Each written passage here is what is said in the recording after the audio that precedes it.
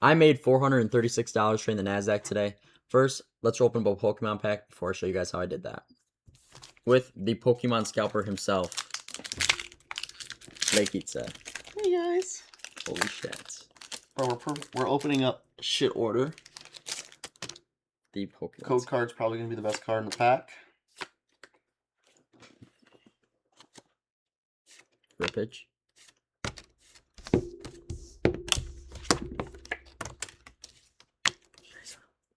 Okay. Shiza. Gengar.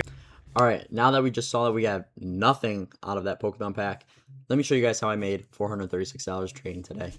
And there's a lot going on today, a lot of SMTs, very choppy PA, not that good of PA, and I caught pretty much the only move that happened.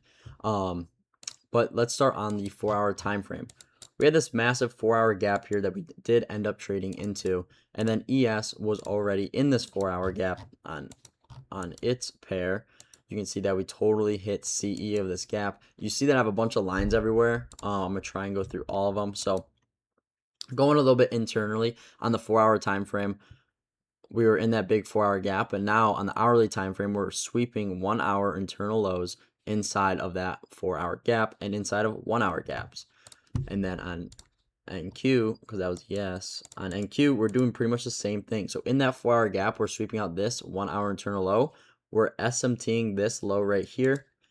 And then even more internally, we're respecting this 15-minute gap, respecting this 15-minute gap. And on the 30-minute, we respect this 30-minute and these lows and this, and we're just stacking all this like conviction, in my opinion, on this trade.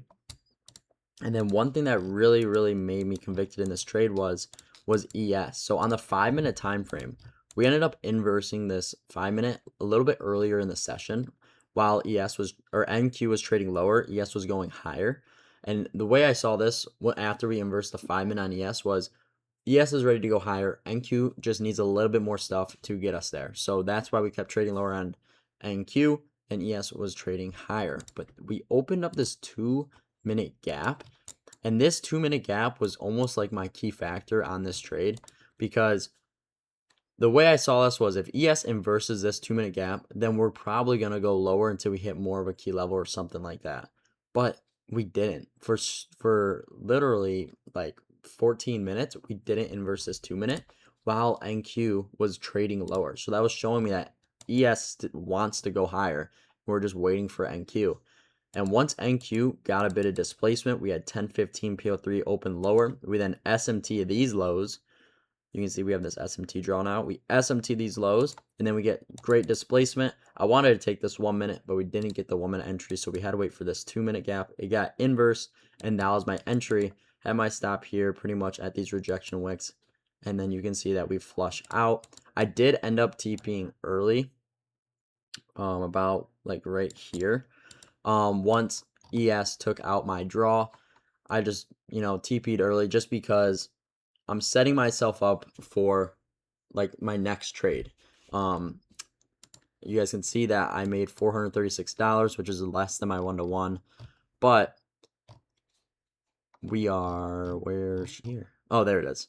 You can see over here that I just highlighted. We have $412 remaining before we pass this account. So this sets me up perfectly to catch a 1-to-1 risking $500 or risking $400. So if I do take a loss on that trade, I'm not losing, $750 to $1,000 like I've been risking. I'll only be losing $412.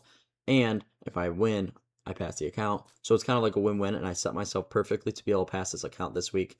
And yeah, so that's how I made $436 during the Nasdaq today. If you like this kind of content, drop a like, comment, and share this video. And I appreciate you guys. I'll see you guys in the next one. Deuces.